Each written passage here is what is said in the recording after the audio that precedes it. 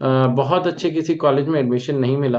तो उसमें टीचर्स की बेटियों को अलाउ होता था स्कूल में पढ़ना।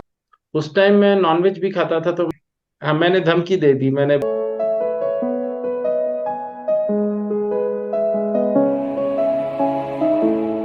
जी हाँ दोस्तों, मैं शुभम तिवारी आप सभी का स्वागत करता हूँ अपने चैनल सुनर सीए पर। और आज हम बात करने वाले हैं सीए श्रीराथी सर से। तो चलिए वीडियो को स्टार्ट करें। उससे पहले अगर आप चैनल पर नए हो तो चैनल को सब्सक्राइब कर दो, वीडियो को लाइक कर दो और ऐसे हमारे आने वाली वीडियोस की नोटिफिकेशन पाने के लिए बेल आइकन को दबाना बिल्कुल ना भूलें। तो चलिए सर स्टार्ट करते हैं। सर मैं चाहूंगा सबसे पहले आप एक छोटा सा अपना इंट्रोडक्शन दे दीजिए जो हमारे नए व्यूअर्स हैं। All right, hi Shubham, good evening and thank you for giving me this opportunity कि मैं आपके चैनल पर हूँ। एंड छोटा सा इंट्रोडक्शन मेरा ये है, मैं एक CA हूँ। और मैंने CA क्लियर किया था इन जनवरी 2012 और उसके बाद से मैं पढ़ा रहा हूँ। तो having an experience of more than a decade and having taught more than 10,000 students as of now, तो बड़ा मजा आता है इस फील्ड में। सो टैक्सेशन मैं पढ़ाता हूँ, which is considered to be one of the most complicated, but indeed it is one of the most beautiful yes sir. Subjects. और बड़ा लॉजिकल सब्जेक्ट है, तो बड़ा मजा आता है अपने इस प्रोफेशन में, इस प्रोसेस में। Okay sir, thank you sir, thank you sir. और मैं फिर धन्यवाद करना चाहूंगा आपका कि आप अपने कीमती समय में से कुछ समय निकाला हम बच्चों के लिए।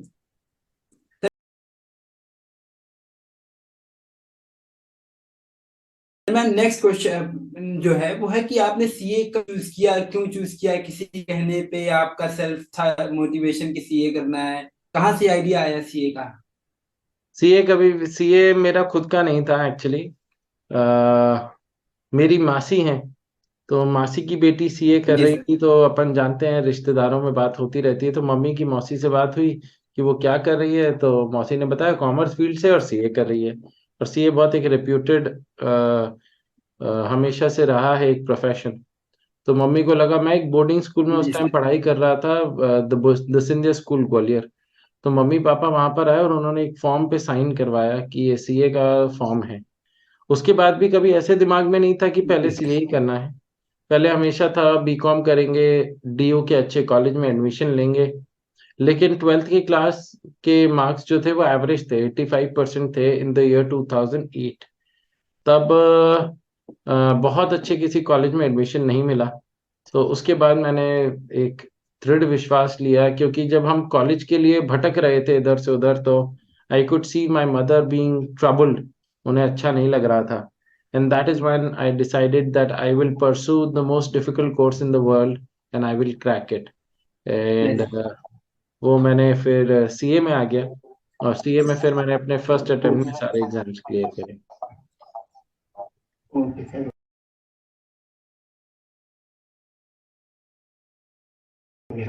सर मैं नेक्स्ट क्वेश्चन है कि जैसा कि आपको पता भी है कि टैक्स कंसल्टिंग, अगर सीए में बात करें, सीए में स्कोप की बात करें तो टैक्स कंसल्टिंग सबसे हैवी स्कोप होता है। पैकेजेस भी इसमें बहुत ज्यादा हाई होते हैं, आपको भी पता होगा। तो आपने फिर टीचिंग क्यों चूज किया? इतना ज्यादा हाई पैकेज है तो आपको टैक्स ऐसा लगता है कंसल्टिंग में। टीचिंग में कम पैकेज है?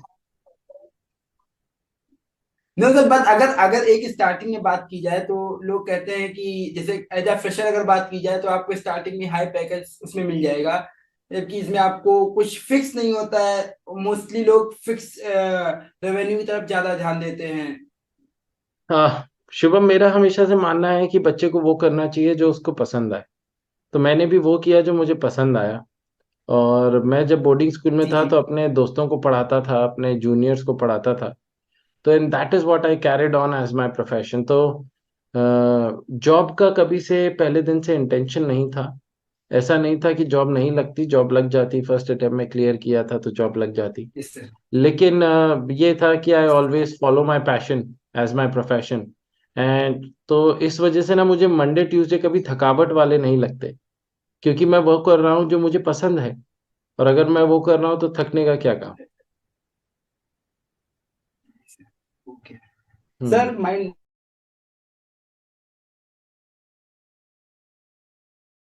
नेक्स्ट क्वेश्चन इज कि जो आपका सीए जर्नी रही है उसमें जो फाउंडेशन का रिजल्ट, इंटर का रिजल्ट, फाइनल का रिजल्ट, तो उसमें क्या आपका कैसे पहले क्या था रिजल्ट आने से एक घंटे पहले या एक दिन पहले आपका क्या था, फिर रिजल्ट आने के बाद आपने कैसा बिहेव किया या कैसा आपको फील हुआ, उसके बारे में बता पाए तो।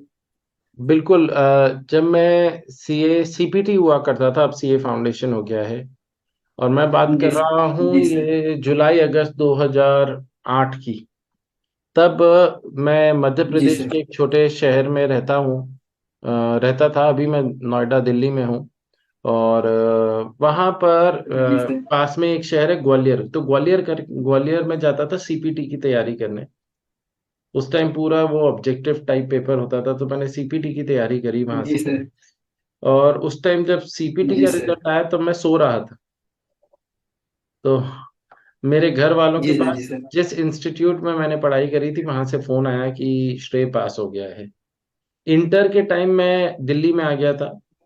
तो दिल्ली में आर्टिकलशिप कर रहा था, सीपीटी के बाद पुराने समय में आर्टिकलशिप चालू हो जाती थी, तो आर्टिकलशिप कर रहा था। जी सर। तो आर्टिकलशिप में जब जी ऑफिस सर। में थे तो बहुत बैंड बजी पड़ी हुई थी, डर लग रहा था। क्योंकि सुबह का आने वाला रिजल्ट शाम को होते जी होते सर। 4-5 बज गए थे। उस टाइम मैं नॉनवेज भी खाता था, तो मैंने ओह। भगवान से डर के मारे कहा, भगवान मुझे पास करा देना, मैं नॉनवेज छोड़ दूंगा। और मैंने उसके बाद से आज तक नॉनवेज नहीं खाया। मैं उस दिन क्लियर हो गया और मैंने नॉनवेज नहीं खाया। फाइनल का रिजल्ट में एक पेपर बहुत बिगड़ गया था, और एक पेपर जो बिगड़ा वो जी सर। कॉस्टिंग का पेपर था। तो मैंने भगवान से कहा था, भगवान अगर तुमने मुझे पास नहीं करवाया तो मैं फिर से चालू कर दूंगा नॉनवेज। तो मैं मैं उस टाइम भी फर्स्ट अटेम्प्ट में ये क्लियर किया। धमकी दे दी और आपने। हाँ, मैंने धमकी दे दी, मैंने बिल्कुल स्ट्रेट फॉरवर्ड धमकी दे दी। और मैंने, भगवान ने फिर मेरे को वहां पे भी क्लियर करवा दिया। मैं CA final both groups first attempt में क्लियर हो गया। तो फिर दैट्स हाउ इट इज। तो एक अलग ही फीलिंग होती है जब नाम के आगे सीए ओके। लगता है। मम्मी पापा को फोन किया जी सर। जब मैं दिल्ली उसमें में था। तो हमारी माताएं जल्दी इमोशनल हो जाती हैं, तो बहुत खुश थी, इमोशनल हो गई थी। और जब मैंने पापा को बताया मैं सीए बन गया हूँ और मैं पास हो गया हूँ, तो उन्होंने एक डायलॉग कहा था, मुझे अभी भी याद है। पापा ने कहा, अब तू फोन रख, अब मुझे फोन करने। मतलब वो अब दुनिया को बताना चाहते थे कि उनका बेटा 21 साल की उम्र में फर्स्ट अटेम्प्ट में सीए बन गया। तो मेरे को आज भी वो महसूस होता है कि जब आप सीए बनते हो तो माँ बाप को किस नेक्स्ट लेवल की खुशी होती है। एंड वो एक अनपैरेलल खुशी है। और मैं बता नहीं सकता कि उसके लिए एक एक दिन, एक एक पल मेहनत करना इज वर्थ वाइल। जी sir. Sir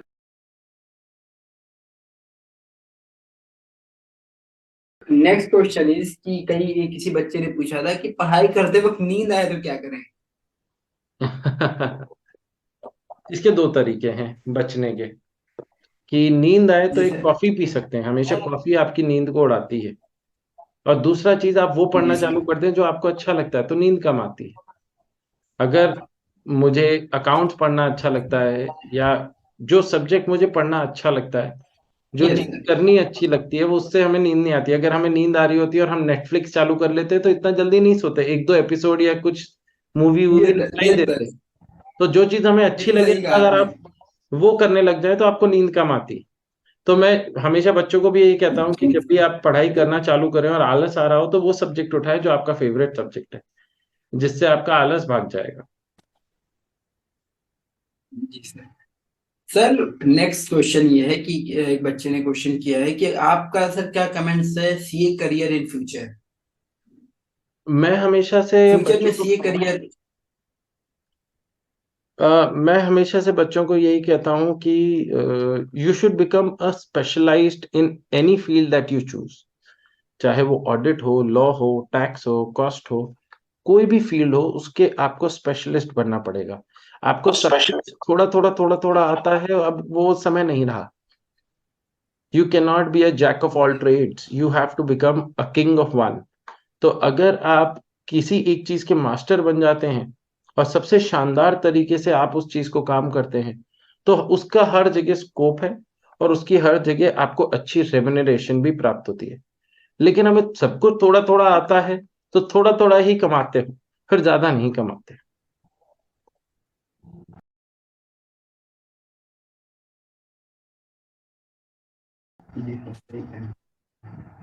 Sir, my next question is कि what was your biggest motivation in life and what was your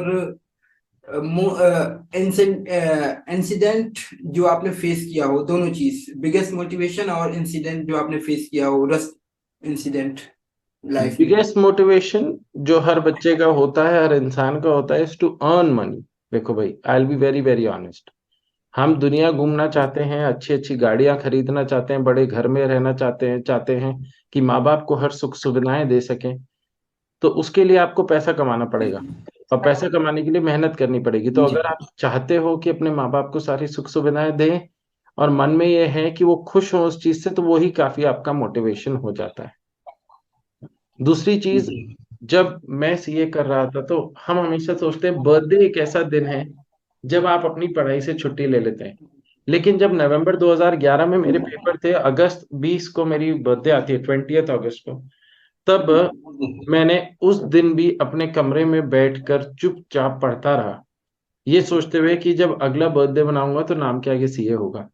तो कहीं ना कहीं वो एक मोटिवेशन जो रहता है to become CA, to prefix those to beautiful alphabets, is none another than, मतलब it can not be compared.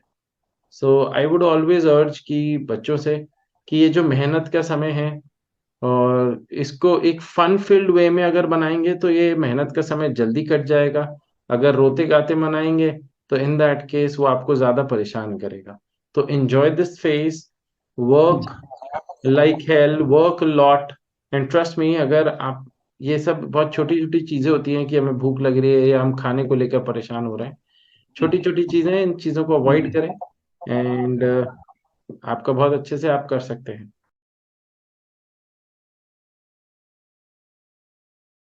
Question is, जो कि आई थिंक हर बच्चा आपसे पूछता है, और आई थिंक आज आप बता देंगे कि salary in figures, salary numbers. Salary in figures तो ना फ्लक्चुएटिंग है, तो पूरा एग्जैक्ट बताना सही नहीं होगा, लेकिन हाँ, कभी मन करे तो पिज्जा खा सकते हैं, बाकी दाल रोटी चलती रहती है। तो हाँ, कहीं घूमने का मन हो तो घूमने जा सकते हैं, 5 स्टार होटल में रुक सकते हैं। तो समझदार को इशारा काफी है शुभम, बाकी और जिनको जानना है वो जाके सर को इन सब फॉलो कर ले, वहां पे देख सकते हैं सर कैसी लाइफ जी रहे हैं, तो आप अंदाजा लगा पाओगे कि सर की सैलरी कितनी है। एब्सोल्युटली।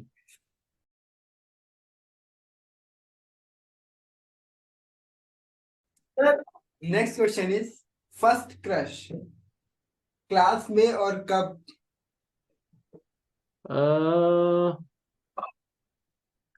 जहां तक मेरे को याद है, हम बोर्डिंग स्कूल में थे, तो बोर्डिंग स्कूल ना बॉयज बोर्डिंग स्कूल था। तो उसमें टीचर्स की बेटियों को अलाउ होता था स्कूल में पढ़ना, बाकी से बॉयज ही होता था। तो हम करीब 500-600 लोग लड़के थे, और 7-8 गर्ल्स थी।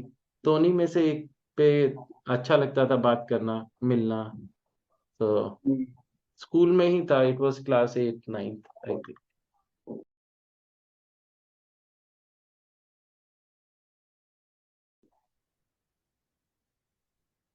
सर, एक क्वेश्चन और था बच्चे का कि एग्जाम से पहले कितने आरटीपी कितने एमटीपी करने चाहिए, आई थिंक मॉड्यूल इनफ है या क्वेश्चन बैंक इनफ है, क्या मतलब best strategy for other type of question other than I think module?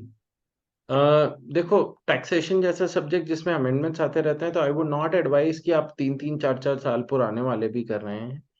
बाकी आई वुड एडवाइस आप जी पिछले दो सर। तीन अटेम्प्ट तक का कर सकते हैं। जो फाइनेंस एक्ट द्वारा चेंजेस होते हैं उनको हमें रेफर करना होता है, उनको खुद से ही जी सर। इम्प्लीमेंट कर कर आंसर निकालना होता है। तो जैसे मेरी बुक जो रहती है वो फुल्ली अमेंडेड रहती है, मैं हमेशा अमेंड कर देता हूँ उसे अकॉर्डिंग टू द न्यू जी फाइनेंस एक्ट। सर। तो बच्चों को बहुत ज्यादा कन्वीनियंट हो जाता है कि एक आरटीपी का क्वेश्चन जो 2021 में पूछा गया, वो आज हमें लेटेस्ट अपडेटेड के साथ मिल रहा है।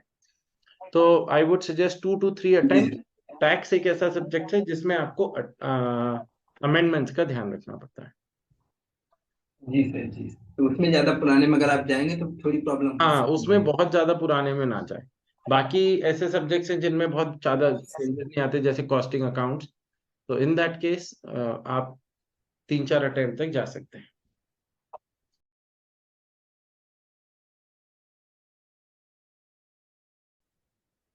ठीक है सर। तब लास्ट में जाते जाते कोई भी प्यारा सा गाना जो भी आपको पसंद हो, जो भी मोटिवेशनल सॉन्ग, लव सॉन्ग, कोई भी सॉन्ग जो भी आपको अच्छा लगे।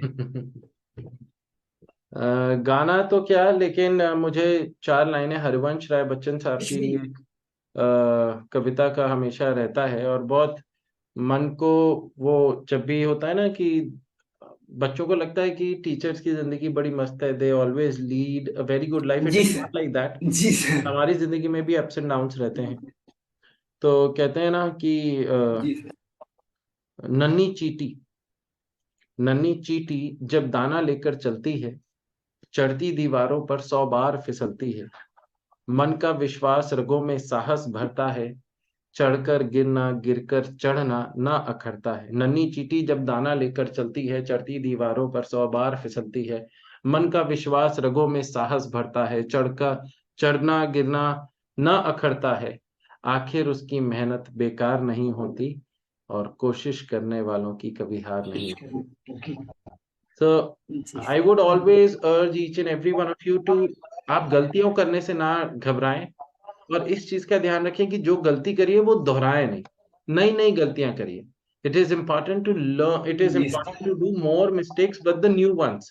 अगर आप सेम गलतियां दोहराएंगे तो सेम रिजल्ट आएगा। आप नई गलतियां दोहराएंगे, कुछ नई चीजें सीखेंगे, तब जाकर आप सफल होंगे। लास्ट में फिर से आपको धन्यवाद देना चाहूंगा कि आपने इतना कीमती समय देकर हम सबको एक नया रास्ता दिखाया। जो भी बच्चे, आई एम श्योर कि कई बच्चे इसको देखने के बाद कुछ ना कुछ डिसीजन में चेंज करेंगे, अपने पढ़ने के तरीके में चेंज करेंगे। और जिन बच्चों को नहीं पता, एक बार फिर से बता दे रहा हूँ कि श्रेय सर टैक्सेशन पढ़ाते हैं, जीएसटी और इनकम टैक्स। और सर कई पर्सनल यूट्यूब चैनल्स भी है। तो अगर आप अभी आप एस्पिरेंट्स हैं सी इंटरमीडिएट के, और आप टैक्स में, टैक्सेशन में बहुत सब्जेक्ट, डायरेक्ट टैक्स और जीएसटी दोनों आप सर से पढ़ सकते हैं। अगर आप सर, धन्यवाद, आपसे विदा लेते हैं। Thank you so much Shubham, it ठीक वाज है रियली सर। नाइस।